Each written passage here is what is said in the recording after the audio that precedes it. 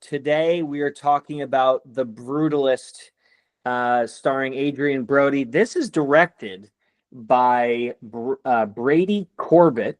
Hope I'm pronouncing that correct. And he Cancelled. really hasn't done that much that I think maybe the average American would know. So like he did a TV series, miniseries called The Crowded Room. He directed a music video, two music videos. He did a 30 for 30 Vision, 3 decades of Strand Releasing, Vox Lux, The Childhood of a Leader. So kind of stuff that isn't necessarily mainstream. However, I wouldn't categorize The Brutalist as mainstream. Would you? No, I definitely wouldn't, and I got to be brutally honest. I just had to say that line. I was saving it the whole time.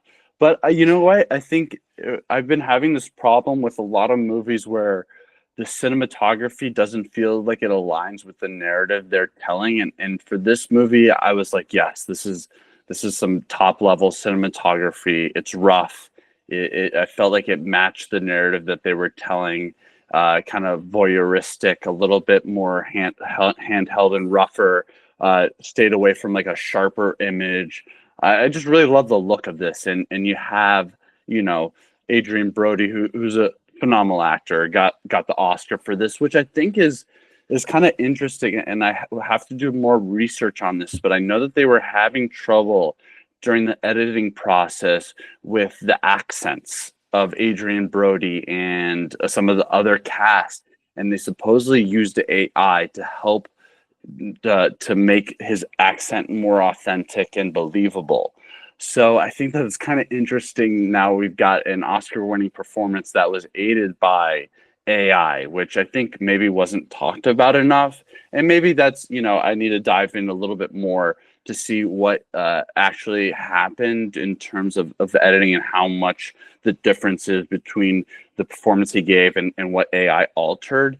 But I think, this is going to be growing space with, AI and technology aiding performances. But I think at the end of the day, it's another tool. I think it's a tricky because you gave him the Oscar for Best Actor, and now you have performances that aren't just performances. Now, CGI is going into the performance. I think it's definitely a little bit of interesting space, but it's a long movie.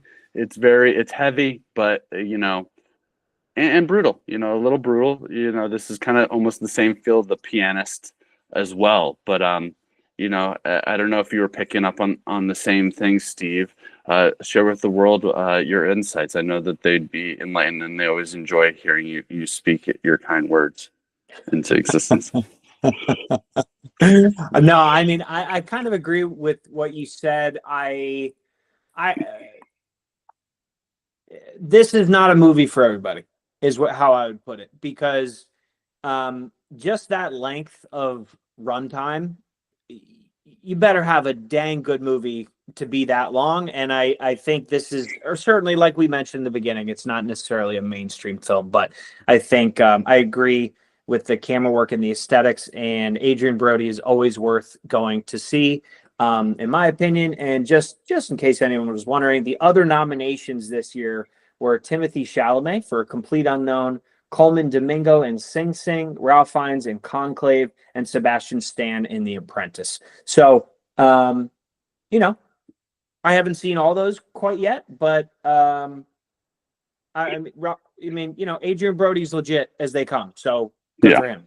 It's definitely with the Oscars. It's definitely not as. I mean, I remember just like about 15 years ago, you were like, dang, these movies, how do you choose which one's the best one? And it almost like felt unfair, like how many good movies were at the same time. And now you kind of have like, who's, I don't know.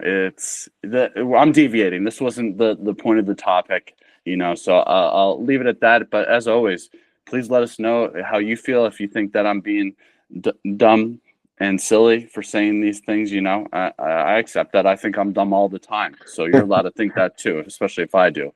But Steven, on the other hand, is a saint, and he's never wrong. I don't know about that. He's I don't he's know about not. that. It's legally impossible for Steven to be wrong. There's laws, bylaws that prevent that. But as always, we appreciate you all. Let us know what you think, and we'll see you all next time on another episode of the Blockbuster Brothers.